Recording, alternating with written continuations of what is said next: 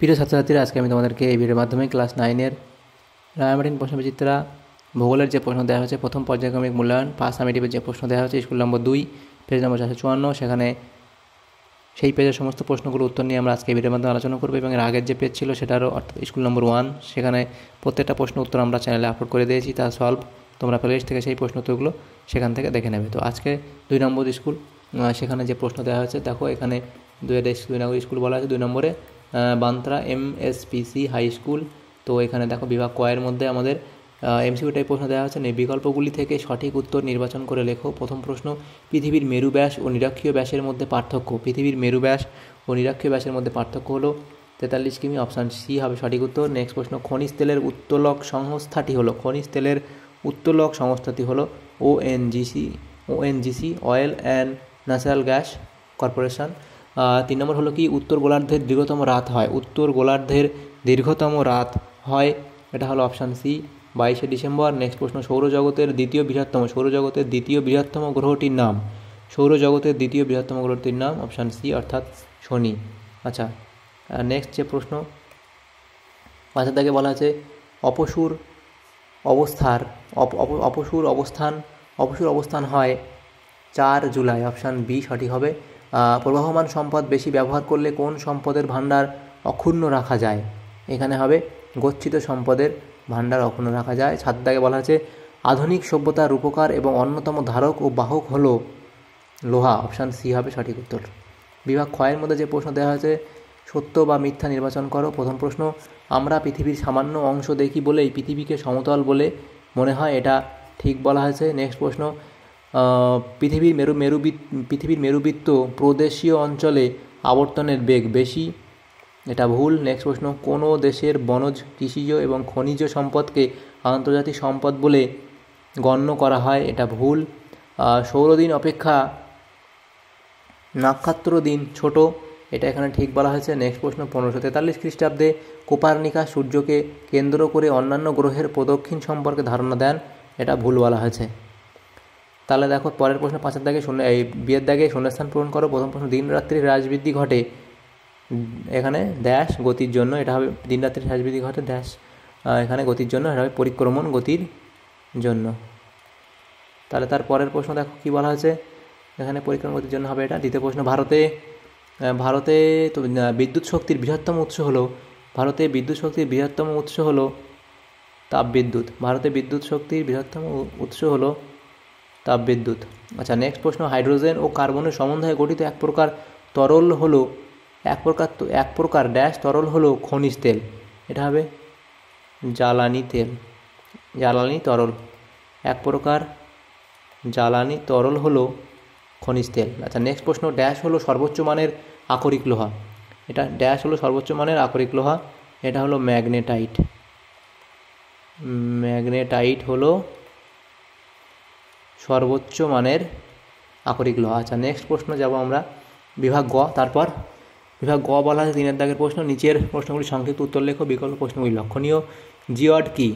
তো এখানে তোমরা লিখবে, গ্রিক শব্দ জিও ও এইডস মিলে জিওড শব্দের উৎপত্তি। জিও এর অর্থ পৃথিবী এবং এইডস এর অর্থ দর্শন বা দেখতে, অর্থাৎ জিওড শব্দের অর্থ পৃথিবীর মতো দেখতে বা পৃথিবীর সদৃশ্য। পৃথিবীর প্রকৃত আকৃতি কোনো বস্তুর সঙ্গে তুলনা করা যায় না বলে বলা হয় পৃথিবীর আকৃতি পৃথিবীর সদৃশ্য বা জিওড।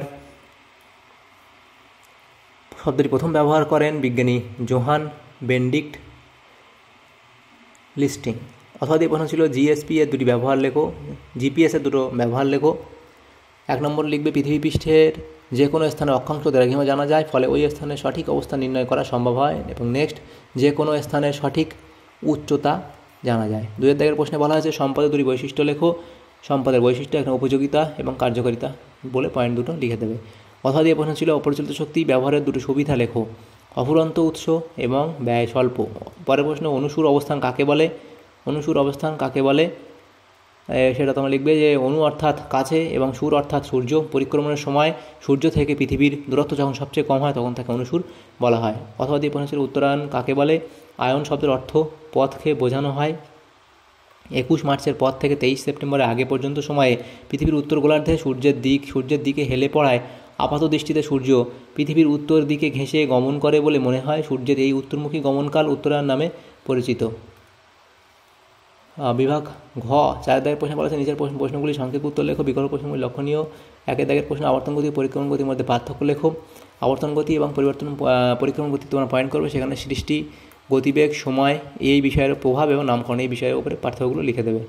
নেক্সট অথবা দিয়ে প্রশ্ন ছিল নিরক্ষীয় অঞ্চলে সারা বছর গ্রীষ্মকাল বিরাজ করে কেন, সেটা এখানে লেখা আছে, তোমরা ডিটেলস এখান থেকে লিখে দেবে। 2 দাগে ছিল গচ্ছিত সম্পদ ও প্রভাবমান সম্পদের মধ্যে তুলনা করো। গচ্ছিত সম্পদ বা অপুনর্ভাব সম্পদ এবং অবাধ বা পুনর্ভাব সম্পদ, তার সংজ্ঞা, এই বিষয়ে সংজ্ঞা, পরিমাণ, ক্ষয়িষ্ণুতা, আহরণ, পুনর্নবীকরণ এই বিষয়গুলোর মধ্যে তোমরা পার্থক্য, এই তুলনা তোমরা করে দিও এখানে। অথবা দিয়ে প্রশ্ন ছিল খনিজ তেলের গুরুত্বপূর্ণ 3টি ব্যবহার লেখো। খনিজ তেল হলো গচ্ছিত, অপুনর্ভাব এবং ক্ষয়িষ্ণু প্রকৃতির তরল জ্বালানি। আধুনিক শিল্প সভ্যতায় খনিজ তেলের ব্যবহার অর্থনৈতিক গুরুত্ব অপরিসীম। খনিজ তেলের ব্যবহার পরিবহন ক্ষেত্রে, কৃষিজ ক্ষেত্রে, শিল্পক্ষেত্রে, এই 3টে পয়েন্ট তোমরা এখানে লিখে দেবে। 3 দাগের প্রশ্ন ছিল পৃথিবীর অভিগত গোলক আকৃতির প্রমাণ দাও, তো সেটা এখানে দেখা আছে, লিখে দেবে তোমরা। অথবা দিয়ে প্রশ্ন ছিল পৃথিবীর সর্বত্র একই সময়ে সূর্যোদয় ও সূর্যাস্ত হয় না কেন। পৃথিবীর আকৃতি গোলাকার হওয়ায় একই সময়ে পৃথিবীর সর্বত্র সূর্যের আলো পড়ে না। পৃথিবীর একদিকে যখন আলোকিত হয় তখন অন্যদিকে অন্ধকার থাকে। স্বভাবতই বিভিন্ন স্থানে সূর্যোদয় ও সূর্যাস্ত বিভিন্ন সময়ে ঘটে থাকে। পৃথিবী সমতল হলে এই সময়ে একই সময়ে সূর্যোদয় ও সূর্যাস্ত হতো।